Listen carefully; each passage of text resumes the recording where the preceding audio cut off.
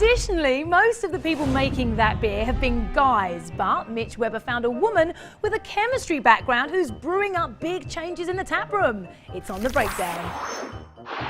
For many of us, our first encounter with beer is rarely love at first taste. I do remember the first time I tasted beer, and it was gross. Brewing's an interesting art because it's this science. Things have to be perfect and exact. So exact, many home brewers break up with the idea of perfecting their brew skills after a couple batches. It's so close to boiling. Becoming a professional brewer isn't Rocket science. But a biochemistry class does help. My name's Emily Yeager. Emily learned how to brew from a friend in college. She was studying to be a pediatrician until a school assignment on alcohol fermentation. That's when it clicked, where I was like, oh, I love beer, and I know how to brew beer, and this makes sense now. I actually know what I'm doing. Boil is on. I was very impressed with her background, which was in biology and science. Keith Thompson was one of the professionals who discovered Emily when she just so happened to stop by and drop off some bottles of her brew to a bartender friend at McCoy's Public House in Kansas City, which ended up being like a first date. I was really nervous. Usually I'm really excited and I'm,